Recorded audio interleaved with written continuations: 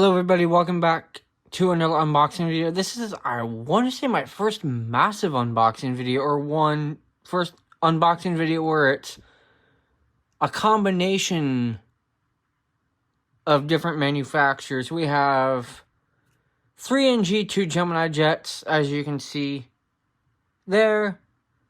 I talked about these in the previous video, so if you haven't already, go ahead and watch that video. That explains which ones I got and when. Anyway, we're going to jump into it. Starting off with the Air Canada CRJ 900. I'm going to use this on my Toronto route because I can use the A220 elsewhere. Again, being an Ohio-based airport, the realism to that is that these would be on 200s, but again, those are hard to find. Needed to go over the box, however, if it wants to focus, which no, it doesn't. I was going to say, if it wants to focus, feel free to pause and read the box, but no one cares about the box today. We care about what's inside, and that's the airplane. So you can probably notice the camera setup is a bit different. Have it low to the ground since we have more than one airplane to open today. This is my first 900 CRJ, so I'm curious to see how they've pulled it off. I'm loving the livery. Still don't know how I feel about the little raccoon, the bandit thing over the front windows, but outside of that, I love the new white and black livery with the red tail, with the red logo on the tail. I don't know how well you can see it there. Charlie Dash Golf Julia Alpha November, so Golf and then January essentially. GJan, C-GJan is the registration. So obviously CRJs, there's only one door on either side. You've got one at the front. On the left and the right, this is the L1, so the main boarding door. And you've got your little cargo bays there, and then a big one underneath the engine back here. So, yeah, the landing gear doesn't seem to be whack, which is good. It's got the Air Canada logo on the bottom. Again, it's probably blurry, but right side, same as the left, except that's the service door there. It's got the Canadian flag. This is a nice model. And it's been so long since I've gotten such a tiny airplane like a CRJ. When I picked up it, when it was wrapped, I was like, what on earth? And then I saw the box, and I'm like, oh, yeah, CRJs mean tiny boxes. I think we're going to save the big one for last, because I think that'll be an awesome airplane to unbox last. So we'll put him off to the side. Whoa, sorry about that. Did not mean to hit the camera. Alright, next up, we'll go with the NG models Missouri 1 Southwest. And speaking of Southwest, if you haven't been paying attention, staffing issues are taking a massive toll on them right now. And the most recent weather system that pretty much affected all of the U.S., the lower 48, let's be real, isn't helping any. So if you're with Southwest Airlines and you're seeing this, know that I'm thinking of you. Hopefully this can get resolved relatively quickly, and those who have been able to be on flights and doing their jobs, you're not being overworked or anything like that. Anyway, the NG boxes, sorry Gemini, but NG, you'll always win for the box art. I mean, there's just something to be said about NG's box art. It's awesome. Anyway, no one cares about the box. Everyone cares about what's inside the box. There's their collector program thing card that they always stick in there. Nobody. And by the way, to clarify, this is the one with the split scimitars. Yes, I know it looks like scimitars, but it's actually pronounced scimitar.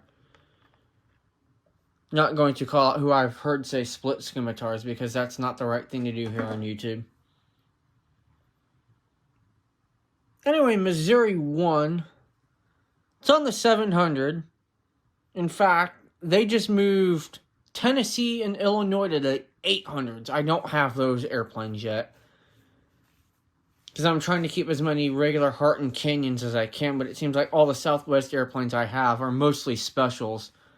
I've got Lone Star, Colorado, Louisiana, and Freedom and are the specials I have. And then I consider Classic Brown the regular livery. I don't even consider it a special. Anyway, your standard 737, obviously, it's painted like the Missouri flag. Seeing as St. Louis and Kansas City are what they call a focus city. Got your typical, like I always do. Oh god, it would help to put it in frame. L1 boarding door, L4, L2 door, single overwing exit with the markings to guide you which way to go. You don't want to go in front of the engine. It's got the Heart tail on it. Got the split scimitars. Got the wheel well. Oh, this doesn't have the pinhole in it for a stand. That's interesting. 280 Whiskey November. It says Missouri 1 underneath the cockpit windows. Right side, same as the left. And right side has the luggage doors, but they're hard to see. Anyway. That is Missouri 1. So we'll put all of them in frame. Why not? NG also has a rolling landing gear, by the way, which is another fantastic feature. Alright. We'll just go up in size. Why not? Pardon me for a minute while I take a drink of water. Alright. 35 airplanes, NG models, JetBlue A321-200, 905 Juliet Bravo. This is my 4th JetBlue airplane, 3rd 321, my first CEO 321, as my other 2 are Neos. I want to say it's 965 is the other one that they made is the first USA built one. I do not believe it's 905. I will have to fact check that. And I will pin a comment down below with said statement. Anyway, first regular 321 for JetBlue for me. I am a fan of JetBlue.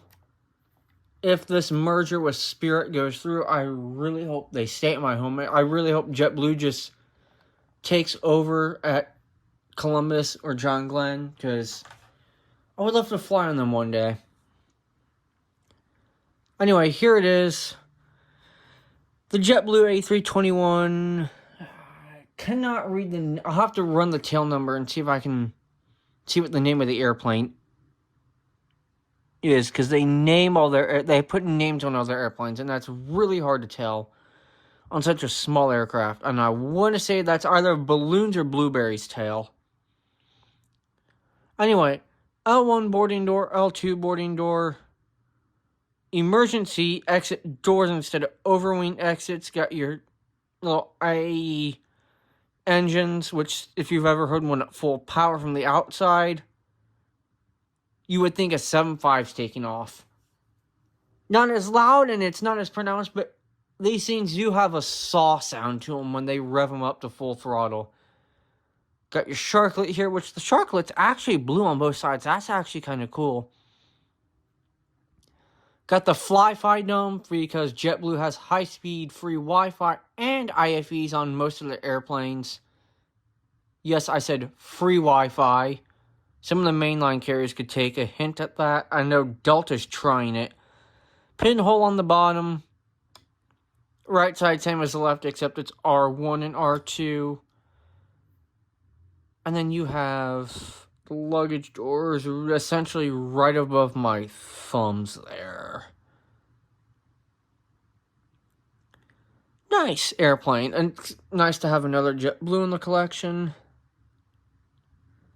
And an A321. A regular A321 that I can use for some of the East Coast or southern destinations. Because right now, both of the JetBlue Neos I use, I send them on West Coast flights.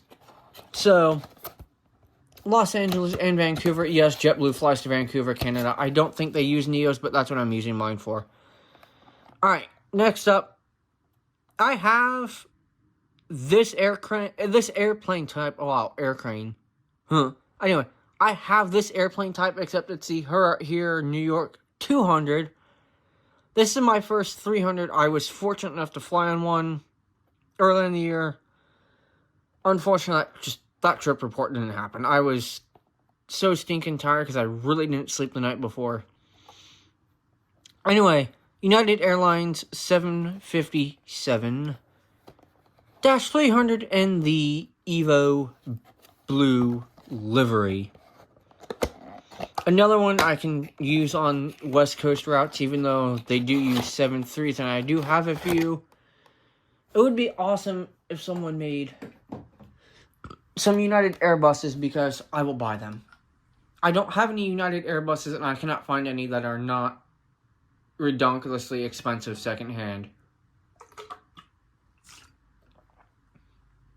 Ridiculously expensive, and then they want to charge an arm and a leg for shipping. No thanks, I shall pass on that. Alright, let's get it out of its packaging here, and people aren't kidding when they call these things flying pencils.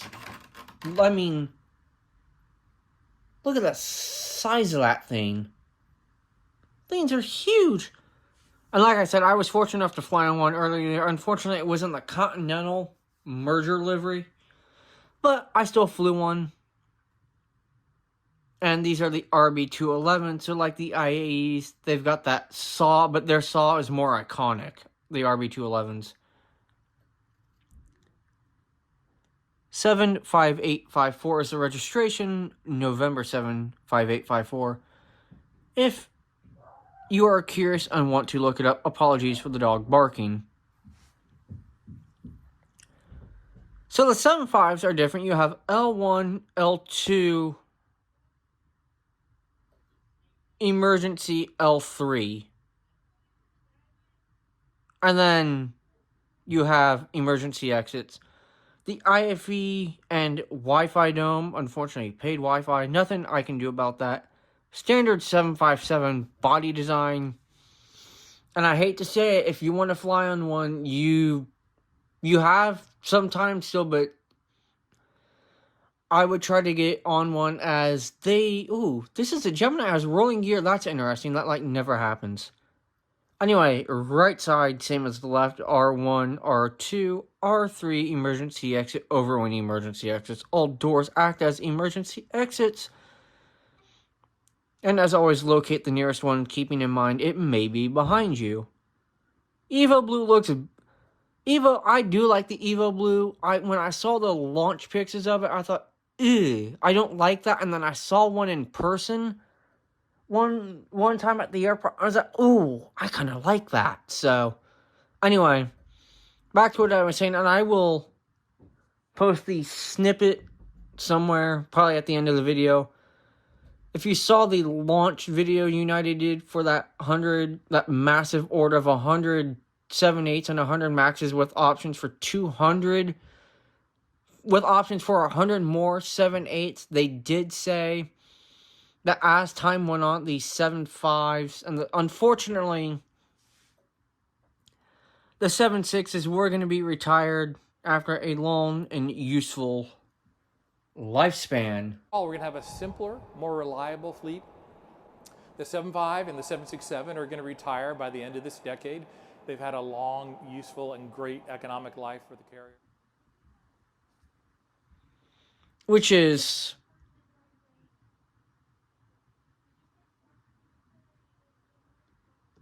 unfortunate, but it is what it is.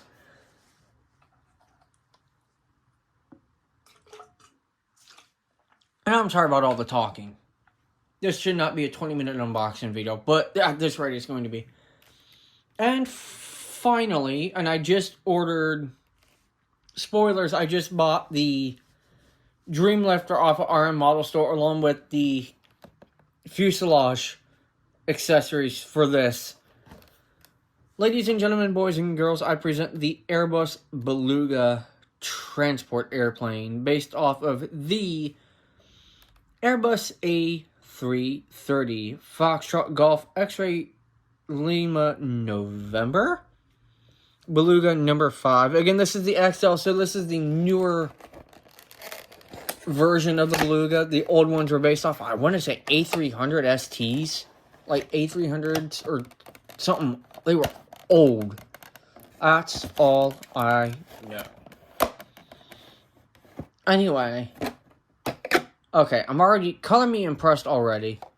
And like always, NG wins the box art contest any day of the week. Don't at me in the comments. Anyway, all jokes aside, let's get it out and let's take a look at it. Because we can. Woo-wee. That is one mighty impressive aeroplane. Look at this thing. Wow. Alright. This might be the best model of the whole unboxing. Just saying. For those who don't know, this is the transit. Same idea as the Dreamlifter. This is how Airbus will transport parts to and from their manufacturing partners within Europe to Toulouse, France, where final assembly is. I cannot confirm if these fly to Mobile, Alabama, in the U.S., where a lot of the North American narrow bodies are built. Unfortunately, you have to go to France to get the wide bodies and the XLR and LR versions of the Neo, the 321 Neo.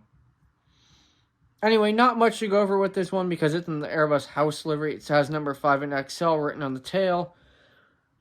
Your standard Airbus house livery logo. It says Airbus Beluga and then XL in giant lettering on both sides. And it says XL and then the number 5 on what is this part would open up, and that's how they load stuff. And if you haven't noticed already, they painted a smiley face and eyes on either side. And there's the cockpit for you. And fun fact with these, they actually are small. They're so low right here, the tug has to pull in back here. And then push or pull it that way. Alright. Some 20 minutes later, that is this massive unboxing. That Beluga's got to be my favorite so far. I may or may not unbox the Dreamlifter when it comes. I haven't decided. But anyway, that concludes this massive unboxing video. 5 models and some GSC, but as I said in the previous video, GSC isn't worth unboxing. Anyway, thank you all for watching. If you stuck around for the last 19.5 minutes, much appreciated, and I will see everybody in the next video. Take care.